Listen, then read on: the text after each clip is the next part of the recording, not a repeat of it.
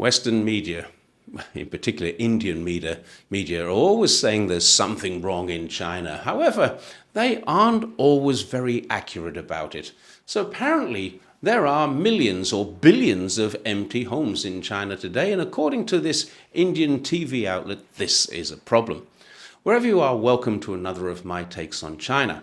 The Indian TV said that the former deputy head of China's Bureau of Statistics has said there are 3 billion empty homes in China. So I went to China's National Bureau of Statistics and I entered the words empty homes in the English language search box. Sorry, it said there are no matches. Then I tried the word homes. Only 2 responses, one related to old people's homes in rural areas and one related to community-based children's homes. Still nothing about empty homes. These were both good pieces of information to be stored away for future reference. There are old people's homes in rural China, I didn't know that. And there are community-based homes throughout China for children, I didn't know that either. But they're for a different take on a different day. I'm looking for these 3 billion empty houses or apartments. So then I searched in Chinese, and guess what? There's nothing there either.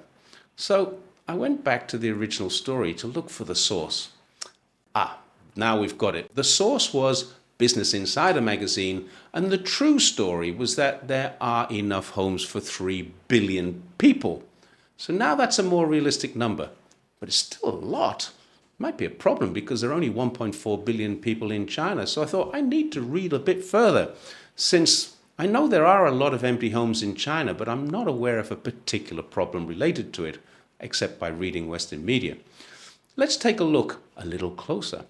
The man who said it should probably know, but what he said was, this is an extreme estimate, and real estimates vary greatly. He also said it was based on an official figure of 39 square meters per apartment. Now just think about that for a moment. That's 420 square feet and about the size of a small hotel room. In fact, it's exactly that according to one website I looked at. So then the magazine goes into quite a long-winded explanation about how this can be reconfigured. In fact, according to the official figures, they say, secured by Reuters, more research to do, the actual numbers of empty apartments is about 7.3 million. That's really not sure how they achieved that number, but given that there are 717 cities in China, that would be 10,000 empty apartments per city. And if my city is anything to go by, I'd say that's probably about right. Maybe a little high, but not far away. Now, I wouldn't take anything on India's TV at face value. They do manipulate facts. They do make mistakes. They say this is all to do with the recent crash in the property market, but here's the reality. There are some problems in the property market. No one's denying that. But so far, only 2 well-known property developers have entered bankruptcy. And there are, according to Statista, more than 102,000 of them. Now, admittedly, the 2 who declared bankruptcy are very big. And their reason for doing so is because they did not conform to China's standards. In 2019, China gave notice that in 2021, they would change the rules on debt. Property can't be used for speculative gains and must be used for housing. So you've probably heard the slogan, homes are for living, not for speculating. This came from that 2019 policy shift.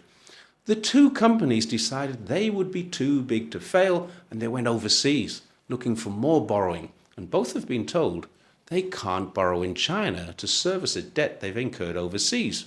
It's a lot more complicated than this, obviously, but this is the gist condensed for a YouTube video.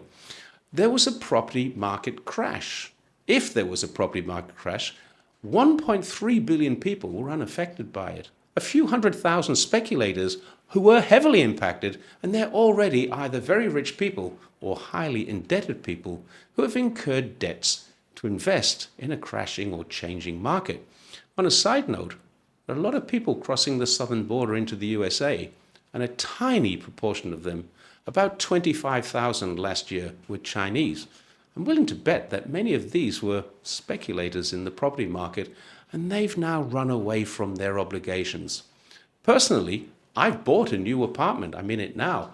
And I got it 500,000 RMB cheaper than I would have got it if I bought it 3 years ago.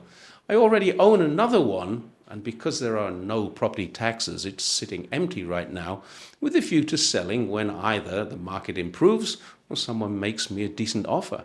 My wife also owns an apartment which is empty, waiting for improvements, and will sell either or both of them tomorrow if the right offer is made. If not, we'll wait it out.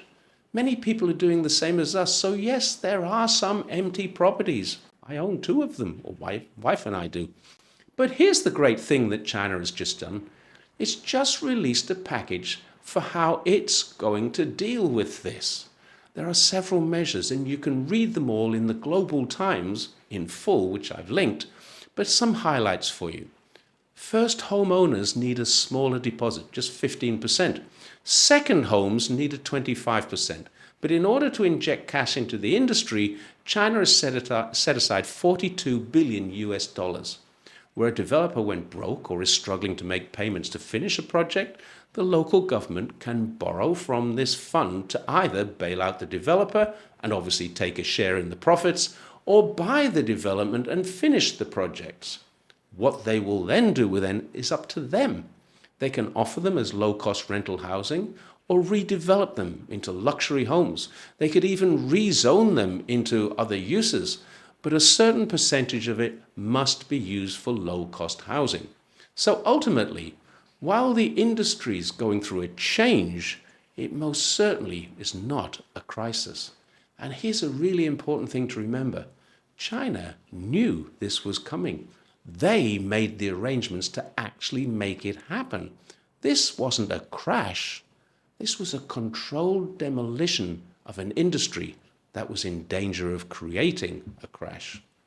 That's why we have a crisis in Western media, but nothing happening on the ground here. Yeah, a few people have lost a bit of money.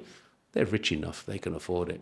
Most people who are normal people, they're going to buy their house, everything will be done. Some of them have experienced delays, yes, but they will be looked after. Thanks once again for watching my take on China. See you next time.